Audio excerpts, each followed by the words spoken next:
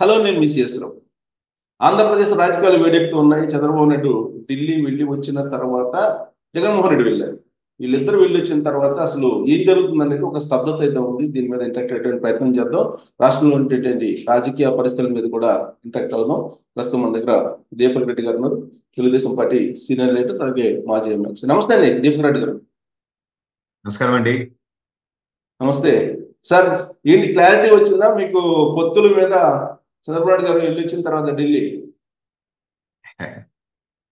నేను యాక్చువల్గా మాజీ ఎమ్మెల్సీతో పాటు టీడీపీ నేషనల్ స్పోక్స్ పర్సన్ అండి.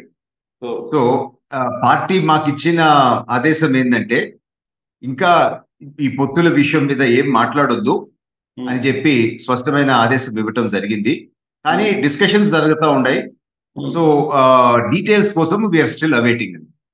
సో ఏం లేదు, కొద్దిసేపు క్రితం అమిత్ షా ఒక కామెంట్ చేస్తూ ఫ్యామిలీ అయితే చిన్నగా ఉంటుంది, బట్ కూటమి అనేది కొంచెం పెద్దగా బలమైనటువంటి పార్టీలతో ఉంటుంది అని చెప్పి కామెంట్ చేశారు. అంటే ఇండైరెక్ట్ గా తెలుగుదేశం పార్టీ తోటి పొత్తు కన్ఫర్మ్ అయింది అనేటువంటి యాంగిల్లో ఆయన మాట్లాడినట్టు అనిపిస్తుందా మీకు? Not just in Andhra, across the country వారి ఉద్దేశము కొంచెం బలమైన పార్టీలతో ఉంటది అనే విధంగా మాట్లాడినారు. సో అఫీషియల్ గా మా అధినేత అనౌన్స్మెంట్ చేసేదాకా మేము దాని మీద ఏం కామెంట్ చేయలేము.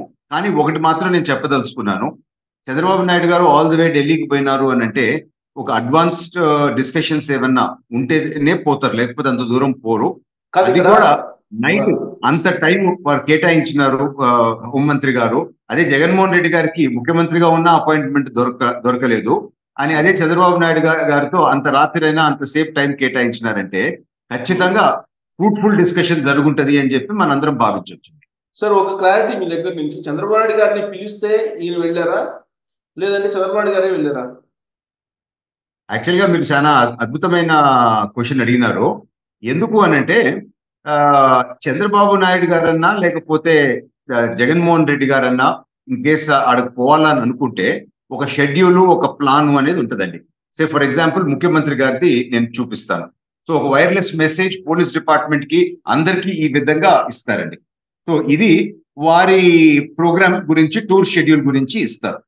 సో ఇట్లాంటి similar schedule Z category Chandrababu గారికి ఉంది కనుక ఇవ్వటం జరిగింది. దాంతో క్లియర్ గా ఇదిగో ఇది ప్రోగ్రామ్ అని చెప్పి మెన్షన్ చేయడం జరిగింది. కానీ అదే ముఖ్యమంత్రి గారికి అయితే ఫస్ట్ ఒక లెటర్ ఇట్లాంటిది ఇష్యూ చేశారు. సో పొద్దున పోయి సాయంత్రం వెనక్కి వచ్చేటట్టు మళ్ళా దాన్ని విత్డ్రా చేసి ఇప్పుడు నేను చూపించిన ఫ్రెష్ లెటర్ ఇష్యూ చేశారు. సో దీంతో పోయేది ఒకటే ఇచ్చినారు, కానీ నైట్ హాల్ట్ అక్కడ ఉంటారు, further programme will be intimated later అన్నారు. సో ముఖ్యమంత్రి గారి ప్రోగ్రామ్స్ ఫిక్స్ కాలేదు, చంద్రబాబు నాయుడు గారి ప్రోగ్రామ్ ఫిక్స్ అయింది అని చెప్పి మాత్రం దాన్ని బట్టి మనం ఖచ్చితంగా ఒక అంచనాకి రావచ్చు. ఓకే. సో దీన్ని బట్టి ఏమర్థం అవుతుంది?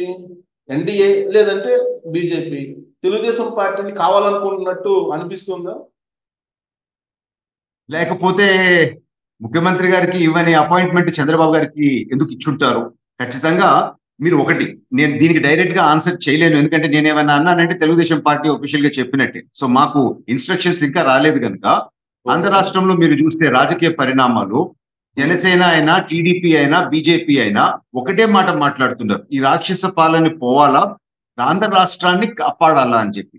సో అందరూ అనే స్టేట్మెంట్స్ ఒకటే విధంగా ఉన్నాయి, అందరూ గోల్ ఒకటే విధంగా ఉంది కనుక ఒకే డైరెక్షన్ లో పని చేసే అవకాశం ఖచ్చితంగా ఉంది అని మాత్రం చెప్పొచ్చండి.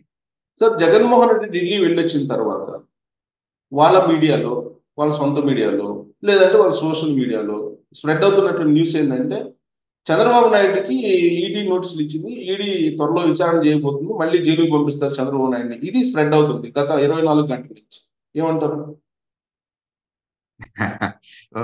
వాళ్ళు మీడియాలో ఇచ్చేది ఏ ఒక్కటి కరెక్ట్ కాదు. మనం మీరు ఒక ట్రాక్ రికార్డ్ తీసుకుందాం, లాస్ట్ 2 years 3 years వారు ఏ విధమైన ప్రచారం చేస్తారో వాస్తవానికి దాని ఆపోజిటే ఉంటది. మెజారిటీ కేసెస్ లో మనం చూడొచ్చు. సో ఏ విధంగా డైవర్ట్ చేయాలని చెప్పి చూస్తారు, ఏ విధంగా వారు ప్రచారం చేస్తారు, వాస్తవం ఒకటి ఉంటది, వారు ప్రచారం చేయాలనుకునేది వేరేది. సో ఖచ్చితంగా ఇది కూడా దాని లోపల ఒక భాగమే అని చెప్పి నేను తెలుపుకుంటున్నాను. ఇన్ఫాక్ట్ చంద్రబాబు నాయుడు గారి కేసుల పైన వచ్చిన అన్నిటిపైన స్టే ఉంది. సో ఇప్పుడైతే ఇష్యూ అయితే ఏమి లేదు, ప్రైమ్ ఆఫెసి మెరిట్ ఉంది కనుకనే కోర్టు అన్నిటికీ స్టే ఇవ్వడం జరిగింది అని చెప్పి నేను తెలుపుకుంటున్నానండి. ఇంకోటి ఏంటంటే లోకేష్ త్వరలో ఇప్పుడు మనం ఆయన 11వ తారీఖు అనుకుంటా శంకర్రావు కోసం వెళ్తున్నారు. దాన్ని అడ్డుకునేటువంటి ప్రయత్నం కూడా చేయబోతున్నారు. ఆయన్ని కూడా ఏదో నోటీసులు ఇచ్చి అరెస్ట్ చేస్తారనేది కూడా కోర్టు కూడా స్ప్రెడ్ చేస్తున్నారు కదా. ఖచ్చితంగా భయపెట్టాలని చెప్పి సర్వ ప్రయత్నాలు వైసీపీ వాళ్ళు చేశారు. ఎందుకంటే యువగలం పాదయాత్రలో కూడా నేను ఉండేను. మొదటి నెల రోజులు ప్రతిరోజు పోలీస్ డిపార్ట్మెంట్ తో ఒక యుద్ధ వాతావరణమే జరిగింది. వారు వచ్చి అడ్డుకోవటము, లోకేష్ గారి అన్నే అసలు లాస్ట్ లో హ్యాండ్ హెల్డ్ మైక్ వారు నిల్చుకునే స్టూల్ కూడా లాక్కొని పోయినారు, ప్రచార రథం లాక్కోపోయినారు, వారికి ఉండే రిక్రియేషన్ వెహికల్ లాక్కోపోయినారు, లైట్ వెహికల్ లాక్కోపోయినారు, ఒక్కొక్కసారి ఒక్కొక్కటి లాక్కొని పోయినారు. సో ఎన్ని అడ్డంకులు సృష్టించాలో అన్ని అడ్డంకులు సృష్టించినారు. అయినా కానీ నేను ఆగను అని చెప్పి ఒక దృఢ సంకల్పంతో ముందుకు పోయినారు. మీరు సాగనిస్తే ఇది పాదయాత్ర అవుద్ది, మీరు ఈ విధంగా అడ్డుకుంటే దండయాత్ర అవుద్ది అని చెప్పి తిరిగి లోకేష్ గారు ఛాలెంజ్ చేసిపోవటం జరిగింది. సో ఈ పాదయాత్ర కూడా ఈ రాబోయే యాత్ర కూడా వారు ఏదో ఒక విధంగా అడ్డుకునే దానికి ప్రయత్నిస్తారు. కానీ లోకేష్ గారి విల్ పవర్ ఆల్రెడీ మనం చూసాం. సో అదే దాటిలో మళ్ళా ముందుకు పోతారు. వీరు అడ్డుకున్నా కానీ వారు ఆగే పరిస్థితి ఉండదని మాత్రం ఖచ్చితంగా నేను చెప్పగలుగుతానండి. సో పప్పు అని చెప్పి ప్రచారం చేసినట్టు వైఎస్ఆర్ కాంగ్రెస్ పార్టీ ఇప్పుడు లోకేష్ ని చూసి ఎందుకు భయపడుతుంది?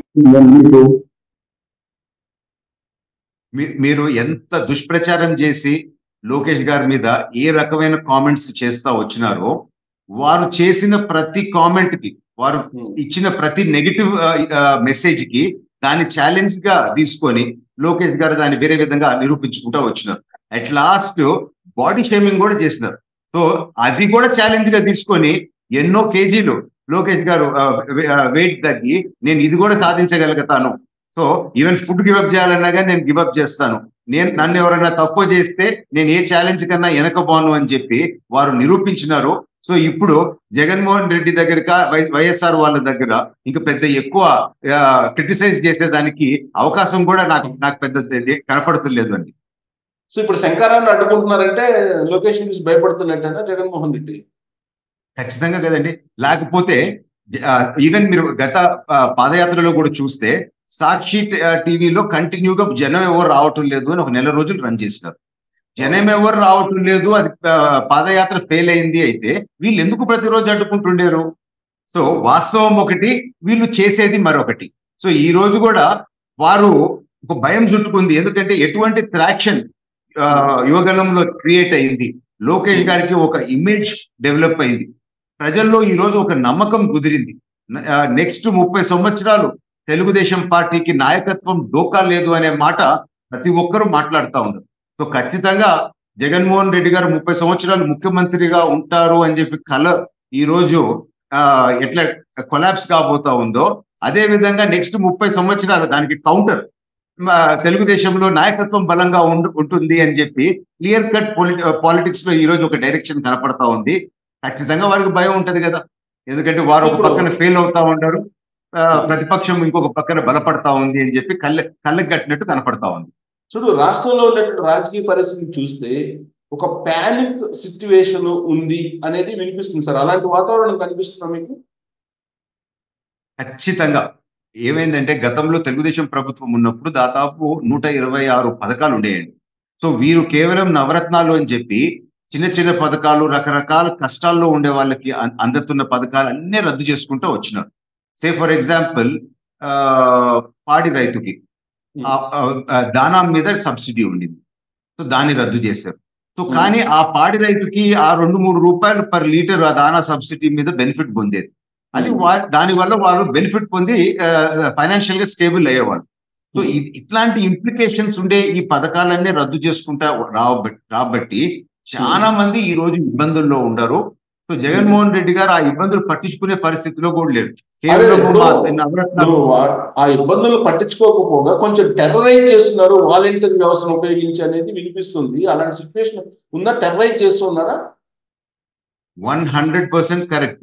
మీరు లోకల్ బాడీ ఎలక్షన్స్ లో 2 years క్రితం చూస్తే మీరు ఓటు వేయకపోతే మీ పథకాలు పోతాయని చెప్పి డైరెక్ట్ గా బెదిరియటం జరిగింది.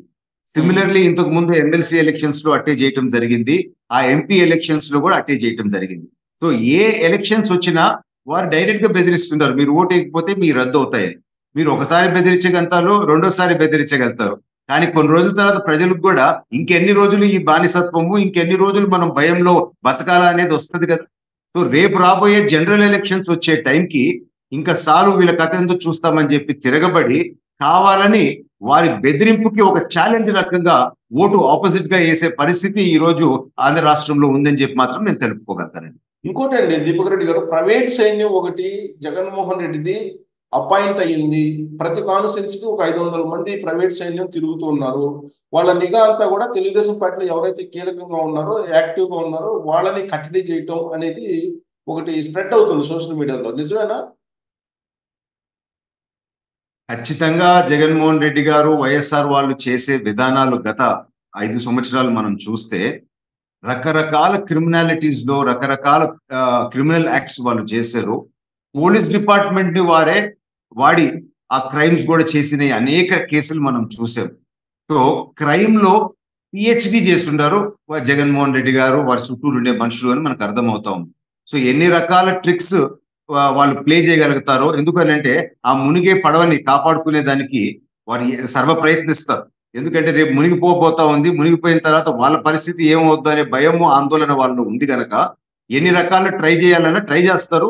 కానీ అన్నిటికీ మేము మాత్రము వారు సిద్ధం అన్నారు కనుక మేము సంసిద్ధంగా ఉన్నాము, మేము కూడా రెడీగా ఉన్నాము అని చెప్పి మాత్రము ఖచ్చితంగా మేము ధైర్యంగా చెప్పగలుగుతాం. సో ఇప్పుడు వాలంటీర్ వ్యవస్థ ఉంది కదా, దాన్ని ఈ 2 నెలల పాటు వాళ్ళ సొంత కార్యకర్తలుగా మలుచుకోవాలి అనేటువంటి ఒక నిర్ణయం తీసుకున్నారు అనేది కూడా వినిపిస్తుంది. ఇప్పుడు ఎవరైతే వాలంటీర్లు 2,50,000 మంది సుమారుగా ఉన్నట్టు చెప్తున్నారు కదా, వాళ్ళని సొంత కార్యకర్తలాగా ఈ 2 నెలలు పనిచేయాలని చెప్పి చెప్తూ ఉన్నారు అనేది వాళ్ళ లేటెస్ట్ న్యూస్. ఒకవేళ వాళ్ళు పనిచేస్తే కనుక మీ పార్టీకి ప్రభావం ఉంటుందా? అది ఖచ్చితంగా ఉంటే అనేది కాదు, ఖచ్చితంగా అదే ప్రోగ్రామ్ వాళ్ళకు ఉంది. ఎందుకు అంటే మేము ఎలక్షన్ కమిషన్ కి అనేక కంప్లైంట్స్ ఇవ్వటం జరిగింది. సో వాలంటీర్ వ్యవస్థ డైరెక్ట్ గా ఎలక్షన్స్ లో పార్టిసిపేట్ చేయకూడదు అని చెప్పి మనం ఇవ్వటం జరిగింది. సో అదే విధంగా ఎలక్షన్ కమిషన్ కూడా అనేక సార్లు హెచ్చరించినా కానీ వీరు వయలేషన్స్ చేస్తూ వస్తూ ఉంటారు. సో ఈ జనరల్ ఎలక్షన్ వచ్చే టైంకి వారు సీరియస్ వార్నింగ్ ఇచ్చి మీరు డైరెక్ట్ ఎలక్షన్ లో మీరు పార్టిసిపేట్ చేయొద్దు అని చెప్పి చెప్తారు. కానీ మీరు చెప్పినట్టు డైరెక్ట్ ఎలక్షన్ బూతుల దగ్గరికి రాకుండా వెనకాల మొబిలైజేషన్ కొరకు వారు ప్రయత్నం చేస్తున్నారనే సమాచారం మాకు అందింది. అందుకని మేము కూడా మా నాయకులకి, మా కార్యకర్తలకి అందరికీ సూచన ఇవ్వడం కూడా జరిగింది. సో ఎక్కడెక్కడ మీరు ఇన్వాల్వ్ అవుతున్నారో ఎలక్షన్ ప్రాసెస్ లో దయచేసి మీరు సమాచారం ఇవ్వండి, మనం ఎలక్షన్ కమిషన్ దృష్టికి తీసుకోపోవటం అని కూడా చెప్పడం జరిగింది. సో వారు చేసే కుట్రలకి ఏ విధంగా న్యాయము కోసము మేము ఎలక్షన్ కమిషన్ పోవాలో ఒక ప్రణాళిక మేము కూడా సృష్టించుకున్నాము. ఖచ్చితంగా చూస్తాం. ఎలక్షన్ కమిషన్ కేంద్ర ఎలక్షన్ కమిషన్ మీద మాకు ఒక నమ్మకం ఉంది, ఫ్రీ అండ్ ఫెయిర్ ఎలక్షన్స్ చేస్తారని చెప్పి. So let us hope for the best.